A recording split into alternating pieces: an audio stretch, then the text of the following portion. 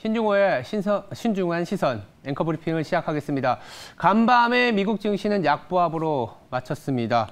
최근에 은행 위기에도 불구하고 3월에 컨퍼런스 보드 소비자 신뢰지수가 예상 밖으로 반등을 하면서 국채 금리가 상승한 영향인데요. 금리는 올랐지만 그래도 경기 침체 우려가 낮아지고 더불어서 달러화도 여전히 하락세를 보여주고 있습니다. 장 마감 후에 발표된 마이크론은 매출액과 주당 순이익이 시장 예상치를 하회했는데요. 그래도 이 가이던스나 전체적인 분위기는 나쁘지 않은 것 같습니다. 찬찬히 살펴보도록 하겠습니다. 간밤의 주요 지표와 이벤트에 대해서 해석을 해드리도록 하겠습니다. 먼저 차트를 보면서 얘기를 드리겠습니다. 주 초반에 가장 중요한 지표가 뭐였냐면 바로 컨퍼런스 보드 소비자 신뢰 지수입니다.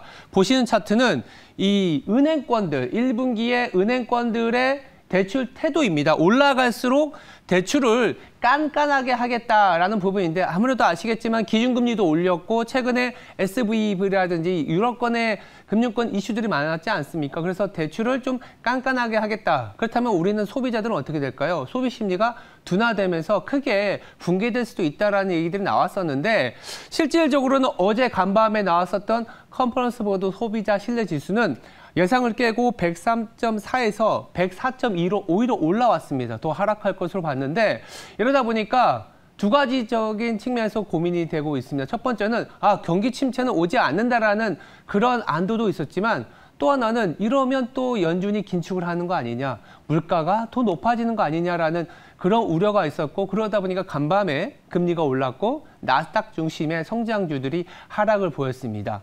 근데 바로 다음 차트를 보면서 말씀을 드리면 그런 불안감은 그런 어떤 긴축에 대한 우려는 좀 낮아질 수 있다라고 말씀을 드릴 수 있는 게 소비자 신뢰지수와 같이 발표된 주택 가격 아시겠지만 더 내려왔습니다. 전년 대비로는 4.5%에서 2%대로 더 내려왔는데요. 제가 차트를 좀 그려보았는데 이 간밤에 발표된 게 S&P 케이스실러 종합 주택 가격 지수입니다. 전년 대비로 계속 내려온 걸 보실 수 있는데요. 지금 물가에서 가장 우려하는 게 바로 주택 가격 그리고 주택 비용이라고 얘기를 많이 들으셨을 거예요. CPI에서 소비자 물가 지수에서 40% 이상 차지하고 있기 때문인데 지난번에 발표된 것도 보시면 8% 이상 급등하다 보니까 이거 도대체 내려오지 않는다라는 우려가 있었거든요. 근데 연준에서도 이제 인정을 하는 게 서서히 이제는 물가에서 주택 가격이 내려오는 부분들이 반영이 될 수 있다. 그렇다면 앞서 소비자 신뢰 지수는 경기 침체의 우려감을 조금은 낮춰주고 그리고 주택 가격이 내려간 부분은 이 물가에 대한 부담을 낮춰주는 경제에서는 사실은 가장 좋은 구간이거든요. 이게 골디락스인데 연초에 골디락스 얘기가 나오면서 주가가 한 10% 이상 우리나라 지수는 올라왔지만 2월, 3월 상당히 어지러운 시각이었거든요. 근데 경제 지표로 한번 보면은 연초에 골디락스가 다시 도래할 가능성도 있어 보인다라는 얘기를 드리고 있습니다. 이러다 보니까 다음 차트를 보시면은요, 시장에서 예상하는 기준금리에 대한 방향성도 당장은 5월과 6월, 7월, 9월, 11월 이렇게 우리가 앞으로 올해 같은 경우에는 5번의 FOMC가 있습니다. 4월에는 없고요. 5월 3일에 금리를 인상하겠다라는 확률은 40%가 조금 넘는 수준입니다.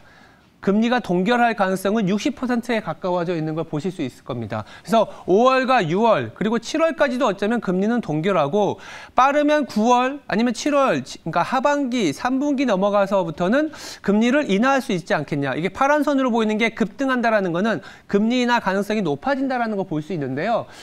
하반기로 갈수록 금리 인하의 가능성이 높아질 수 있다라는 그런 베팅 세력이 들어오곤 있지만 당장 우리가 봐야 될 건 뭐냐면 앞으로 금리 인상은 없지 않겠냐 이 정도로 볼 수 있습니다. 그래서 금리 인상 가능성이 굉장히 낮아진 상황에서 우리가 지난 1년 동안 힘들었던 게 연준의 긴축과 이에 대한 달러화의 강세이지 않습니까? 근데 이제 금리 인상 사이클이 종료되는 시점에 은행의 위기가 올라오다 보니까 조금은 어지러워진 상황이긴 한데 지금 이렇게 볼 수 있는 것 같아요. 이제 FOMC는 안 봐도 되지 않겠냐 이렇게 말씀을 드리는데 이렇게 좀 어지러워진 상황이다 보니까 이 투자자들의 심리도 상당히 움츠러들어 있는 상황입니다. 다음 차트 한번 볼까요?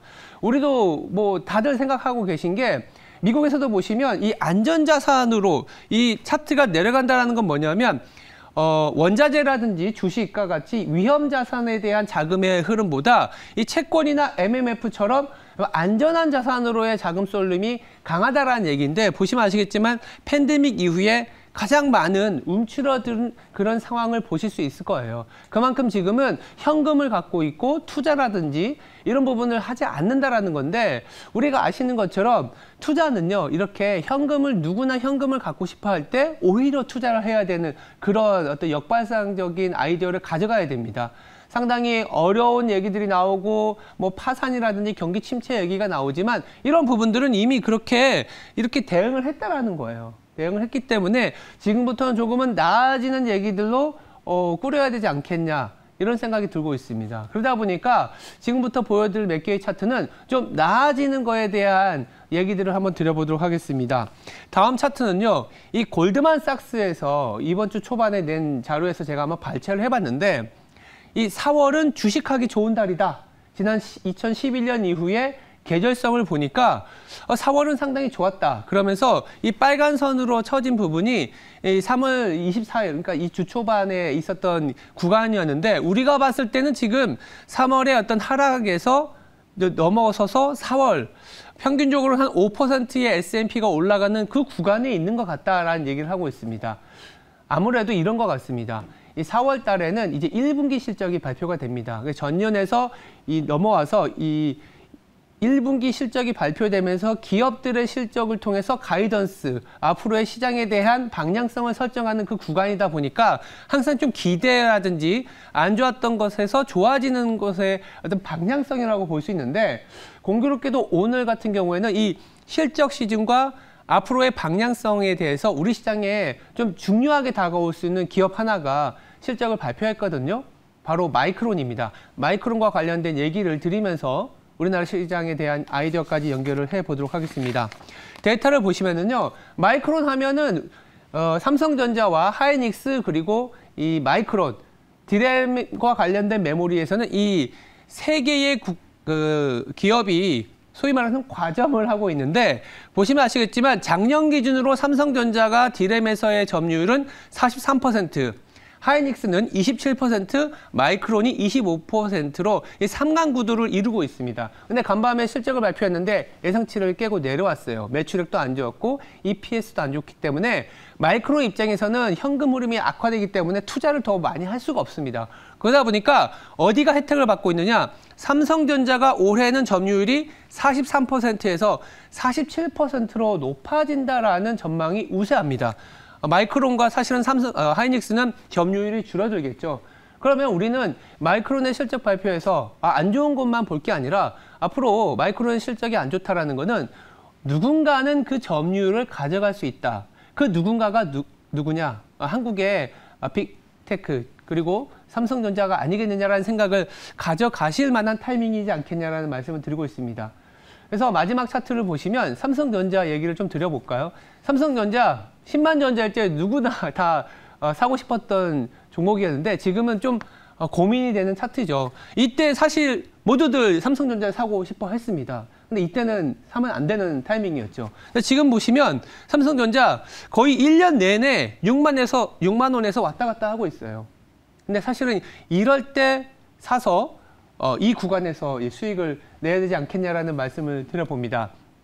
기본적으로는 안 좋은 얘기들이 많이 나오고 있어요.